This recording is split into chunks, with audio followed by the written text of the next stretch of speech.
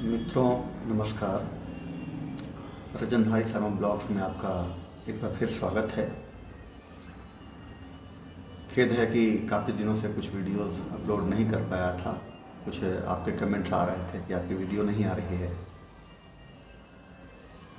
तो कुछ विभागीय परेशानियों में मैं फंसा हुआ था। जैसा मैंने जिक्र किया था पूर्व में, कुछ आंदोलन चल रहे थे, तो उस संबंध में थोड़ा सा विभागीय कुछ परेशानियाँ हुई थी। तो एक बार फिर आपके बीच में हम आए हैं, हाजिर हैं। आपका प्रेम और आशीर्वाद स्नेह मिल रहा है मुझे, आप सबका धन्यवाद करता हूँ। सबसे बड़ी चीज़, ये ब्लॉग मैं इसलिए बनाने के लिए प्रेरित हुआ हूँ आपके बीच में कि मैं अपने विद्यालय में था। उस दरम्यान में एक ऐसी घटना घटी है जिसने मुझे ये सोचने को मजबूर किया कि मैं जिस समाज में रह रहा हूँ उस समाज की दशा और दिशा क्या हो रही है। अभी एक अजीबोगरीब घटना सुनने में आई है कि एक विद्यार्थी है, उसके पिता आए हुए थे। हुआ यूँ कि उनकी एक ब्याहता पत्नी, जिसके 2 बच्चे हैं, दोनों बच्चे मेरे विद्यार्थी हैं, मैं नाम नहीं लूँगा क्योंकि गोपनीयता का मामला होता है।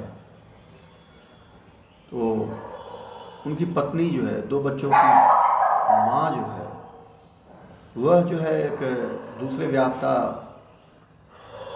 एक पुरुष के साथ पलायन कर गई, चली गई। बच्चों के ऊपर जो बीत रहा होगा वो तो वो समझ ही रहे होंगे, आप भी समझ सकते हैं उसकी भावना को, जिसकी माँ उसको छोड़ के चली गई दूसरे के साथ।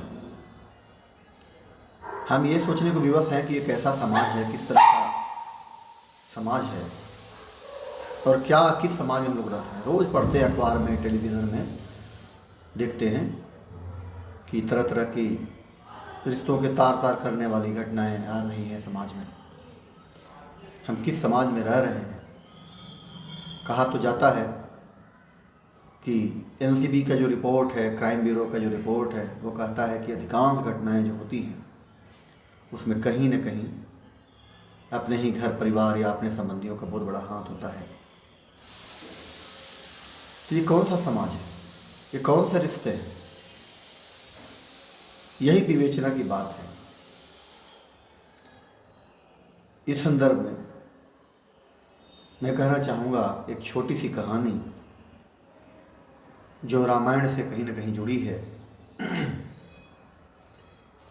हम अब सब जानते हैं कि रावण ने सीता माँ का हरण किया था। हरण करके उनके लंका के शोक वाटिका में रखा था और रावण की ये इच्छा थी कि सीता माता जो हैं वह उसे अपने पति के रूप में स्वीकार करें, ऐसा उस दुराचारी का विचार था। सीता माँ लगातार इसका विरोध करती रही। उन्होंने अनेकों कष्ट झेले, लेकिन उन्होंने कभी भी अपने पतिव्रत को नहीं छोड़ा। वो मिसाल है भारत की इतिहास में। तो उसी से जुड़ी ये घटना है।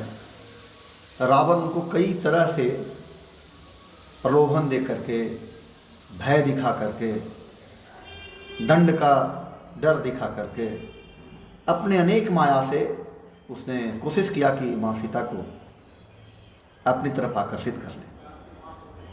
लेकिन माँ सीता अपने पद से पदच्युत नहीं हुई, अपने धर्म से च्युत नहीं हुई, अपने पतिव्रता धर्म को नहीं छोड़ी और उन्होंने उन्हें उसको बहुत ही धिक्कारा। तो रावण की एक और पत्नी थी जिसका नाम धन्यमाली था। धन्यमाली ने बड़े प्रकार से उनको समझाया। रावण ने कहा कि समझाओ। उन्होंने माता सीता को समझाया कि रावण बहुत बड़ा आदमी है, इतना सारा धन संपदा है, ताकतवर है, उन्होंने देवताओं को भी जीत रखा है। आप अगर इसको पति के रूप में स्वीकार करेंगी तो आप जीवन भर सुख पाएंगी, आपका बहुत शौर्य होगा। रावण ने भी कहा मैं आपको पटरानी बनाऊंगा। इस तरह का बहुत सारा प्रलोभन दिया, लेकिन माँ सीता ने अपनी पतिव्रता का परिचय देते हुए उस सारी चीज़ों को ठुकरा दिया। धन्यमाली ने कहा कि बहुत ताकतवर है। उन्होंने कहा कि अच्छा ताकतवर ही था तो छल करके क्यों लाया? स्वयंवर मेरा हुआ था, स्वयंवर में अपनी ताकत को दिखाता, क्या जरूरत थी छल करके और हर करके लाने की? निरुत्तर हो गई धन्यमाली। तो धन्यमाली ने एक दिन अपने पति रावण से कहा कि प्रभु आप ऐसा क्यों नहीं करते? आप तो हर रूप धारण कर सकते हैं, माया है आपके पास। आप ऐसा कीजिए कि आप राम का रूप बना लीजिए, और राम का रूप जैसे ही आप बनाएंगे तो राम को देखते ही सीता तो प्रेम से पागल हो जाएगी, आपके पास चली जाएगी दौड़ी हुई। इतना कहना था कि रावण बहुत ही गंभीर हो गया और स्तब्ध रह गया। उसने धन्यमाली अपनी पत्नी को बताया कि धन्यमाली मैं ये काम भी करके देख चुका हूं, लेकिन मैं क्या बताऊं, मैं जैसे ही राम का रूप धारण किया तो हुआ यूं कि उसमें संसार के मेरे पत्नी के अलावा जितनी भी महिलाएं हैं वो मुझे मां के समान दिखाई देने लगी। ये व्यक्तित्व था राम का। उस व्यक्तित्व में जैसे ही मैं एंटर करता हूँ, जैसे नाटक में आदमी कोई पात्र बनता है तो वो पात्र में ढल जाता है, उसी प्रकार राम के पात्र में जैसे ही रावण गया वो उसमें ढल गया। उस संसार की सारी माताएं उसे मां दिखने लगी। तो ये स्थिति है, यानी कहा गया कि रावण ने कहा कि राम को रूप बनावत ही तब मात सी लागत नार पराई। तुलसीदास ने भी कहा, संस्कृत का भी श्लोक है, मातृवत परदारेषु पद्रविषु लुष्टवत। दूसरे की माता को, दूसरे की भगनी को मां के समान देखिए। अब ये कहानी और आज की कहानी, आज के समाज को हमको रिलेट अगर करते हैं तो सोचिए, आज से अच्छा तो उस समय का था कि रावण के घर में रहकर भी, रावण की वाटिका में रह करके भी मां सीता सुरक्षित रही। और आज का दौर है जबकि अपने घर के, अपने चार दीवारी, अपने संबंधों के बीच में भी रहकर मां बहन बेटियां जो हैं असुरक्षित हैं, रिश्ते तार तार हो रहे हैं। एक रिश्ता दूसरे को नहीं समझ रहा है, पिता पुत्र, माता पुत्र का या भाई बहन का, ये बहुत सारा संबंध मन को विचलित करता है कि आजकल रिश्ते कितने तार तार हो रहे हैं। तो मित्रों, बंधुओं, ये छोटी सी कहानी और छोटा सा ब्लॉग मैं आपके बीच में इसको लेकर के आया हूँ कि ये समाज है, समाज को सुधरने का मौका चाहिए। हम बार बार कहते हैं इंसान है तो इंसानियत होना जरूरी है। अगर इंसानियत नहीं है तो फिर इंसान होने का मतलब क्या है? और ऐसा क्यों होता है कि हम गलत का विरोध नहीं करते हैं? जहां भी गलत हो उसका विरोध करें, अपने संस्कार को बचाएं।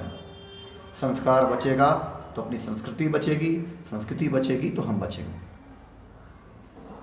तो इन्हीं बात को मैं लेकर के आया था, एक छोटी सी कहानी जो वास्तविकता में हमारे यहाँ घटी। वास्तव में उसके बच्चे बहुत ही तकलीफ में हैं, बड़े दर्द में हैं, और उस दर्द के चलते मुझे ये ऐसा एक टॉपिक बनाना पड़ा।